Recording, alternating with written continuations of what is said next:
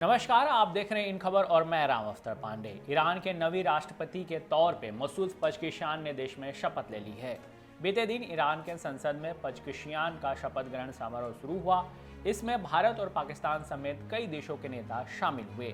भारत की तरफ से केंद्रीय मंत्री नितिन गडकरी इसमें शामिल हुए थे।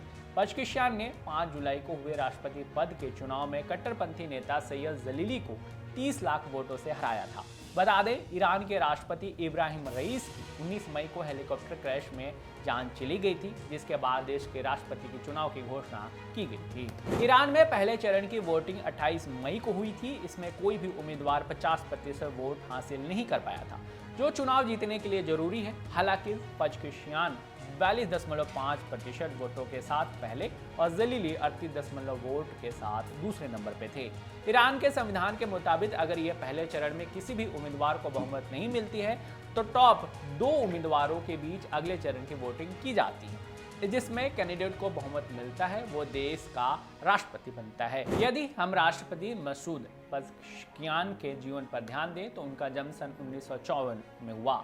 वो उनकी माता कुर्द थी। वे ईरान के वेस्ट अजरबैजान प्रोविंस में पैदा हुए। वे वही इलाका है जहां तैमूर के डर से बगदाद से भागे लोगों ने पनाह ली थी।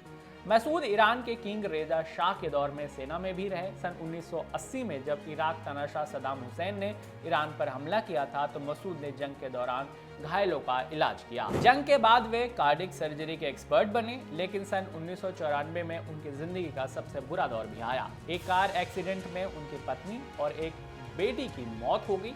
परिवार के दबाव के बावजूद उन्होंने दूसरी शादी करने से इनकार कर दिया। पज़ेश्कियान पर खतामी के विचारों का काफी असर है। खतामी एक मॉडरेट नेता माने जाते थे। चलिए समझते हैं कि ईरान के नए राष्ट्रपति के बनने के बाद ईरान का अमेरिका सहित विश्व के अन्य देशों के साथ कैसे रिश्ते रहने की उम्मीद जताई जा रही है। विशेषज्ञों का मानना है कि पज़ेश्कियान ईरान के दूसरे राष्ट्रपतियों के मुकाबले ज्यादा मॉडरेट हैं। इससे उन्हें पश्चिमी देशों से डील करने में आसानी होगी। वे ईरान पर न्यूक्लियर प्रोग्राम के चलते लगी पाबंदियों में अमेरिका से कुछ रियायत हासिल कर सकते हैं। इसके अलावा भी विश्व स्तर पर ईरान के कई मुद्दों को रख सकते हैं। देश दुनिया के तमाम खबरों के लिए जुड़े रहिए इन खबर के साथ। धन्यवाद।